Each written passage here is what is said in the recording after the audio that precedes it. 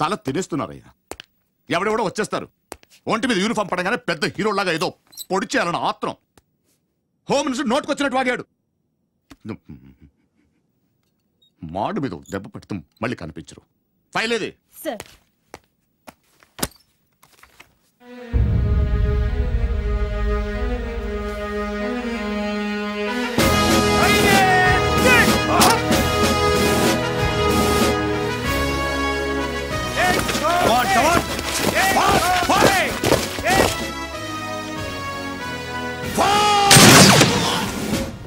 Impressive track record ఒకటి. ఎక్కడున్నాడు? Call చేయమంటారా సార్? మనమే వెళ్దాం.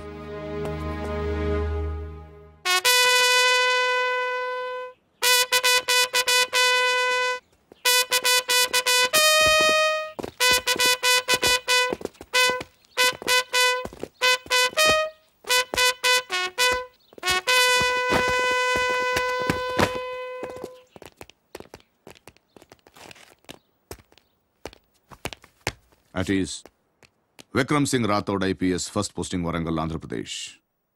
4 సంవత్సరాల సర్వీస్లో 4 ప్రమోషన్లు, 10 ట్రాన్స్ఫర్లు, ఎక్కడ కాంప్రమైజ్ కాలేదన్నమాట. రికార్డ్ బానే ఉంది. కానీ రికార్డ్స్ మెడల్ సాధించడం కాదు, డ్యూటీలో ఉన్నప్పుడు ఒంట్లో భయం భక్తి ఉండాలి. అది ఇంకా నీకు అలవాటైనట్లేదు. ఈ భయం అంటే ఏంటో, అది ఎప్పుడు ఎలా వస్తుందో తెలుసా? అర్ధరాత్రి నిద్రలో ఉండగా తలుపు చప్పుడవుతుంది. తలుపు తీసి బయటకొస్తే కాపలా కాయాల్సిన సెంట్రీలు ఉండరు. కాపాడుకోవడానికి సర్వీస్ రివాల్వర్ కూడా కనిపించదు. చుట్టుముట్టే రౌడీ మూకల వెకిరికికలు మాత్రం వినిపిస్తుంటాయి. అప్పుడు పుట్టే భయం ఎలా ఉంటుందో తెలుసా? సాయంత్రం 4 అవుతుంది, స్కూల్ నుంచి రావాల్సిన నీ కూతురు ఇంకా రాదు. స్కూల్కి వెళ్ళి ఎంక్వైరీ చేస్తే వాచ్మెన్ వెళ్ళిపోయిందని చెప్తాడు. 6 అవుతుంది, 7 అవుతుంది, 8 అవుతుంది, కూతురు ఆచూకీ తెలీదు. 10ంటికి ఫోన్ రింగ్ అవుతుంది. ఆ ఫోన్ తీస్తే ఏం వినాల్సి వస్తుందో అనే భయం ఎలా ఉంటుందో తెలుసా? రాథోడ్, భయం చాలా విలువైనది. దాన్ని తక్కువగా లోకుగా చూడకు. One should have healthy respect towards fear. భయం లేనివాడు బ్రతకడం చాలా కష్టం. నాకు భయం లేదని ఎందుకు అనుకుంటున్నారు సార్? ఎప్పుడో ఒకసారి కాదు, రోజులో ప్రతి క్షణం ప్రతి నిమిషం భయపడుతూనే ఉంటాను సార్. 4 ఏళ్ల క్రితం డ్యూటీలో చేరినప్పుడు విధి నిర్వహణలో నా ప్రాణాలైనా అర్పిస్తానని ప్రమాణం చేశాను సార్. మీరు చెప్పిన తలుపు చప్పుళ్ళు, ఫోన్ రింగులు రావచ్చు రాకపోవచ్చు, కానీ ఏదో ఒక రోజు మాత్రం నా చావు ఖచ్చితంగా వచ్చి తీరుతుంది సార్. ఆ రోజు, దాని కళ్ళల్లోకి చూసిన ఆ క్షణం, ఇచ్చిన మాట నిలబెట్టుకోకుండా ఎక్కడ తలదించుకోవాల్సి వస్తుందో అని అనుక్షణం భయపడుతూనే ఉంటాను సార్.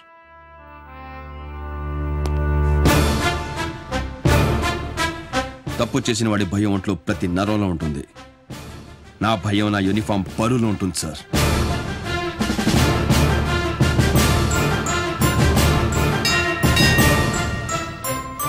నా డ్యూటీ అయిపోయింది సార్. నా బిడ్డకి ఏ లోటు రానివ్వకుండా చూసుకుంటానని నా భార్యకు మాటిచ్చాను. Now if you please excuse me, I'll be on that duty. So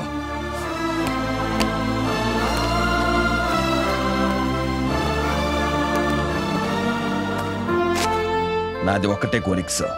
చావు నా ఎదురుగా ఉన్నప్పుడు నా కళ్ళలో బెరుకుండకూడదు. నా మూతి మీద చిరునవ్వు ఉండాలి, నా చేయి నా మీసం మీద ఉండాలి సార్.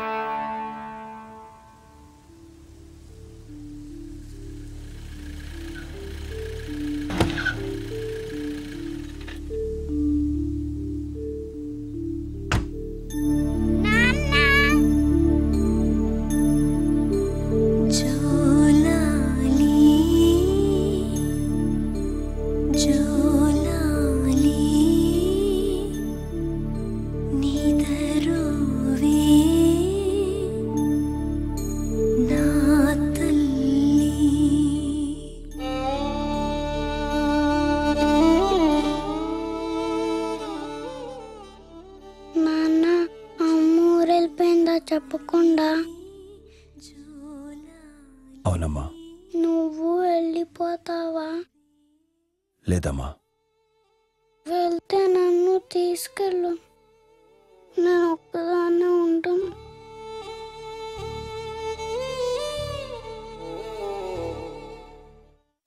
మున్నా అనే ఈ వ్యక్తి మతి చెలించి పిచ్చిలో తప్పుగా ప్రవర్తించాడే తప్ప ఉద్దేశపూర్వకంగా కాదని రుజువు కావడంతో అతన్ని నిర్దోషిగా విడుదల చేయడమైనది. సరైన ఆధారాలు లేకుండా కేసు మోపినందుకు పోలీసుల్ని మందలిస్తూ మున్నాని అతని ఇంటి దగ్గర క్షేమంగా చేర్చవలసిందిగా కోర్టు ఆదేశించడమైనది.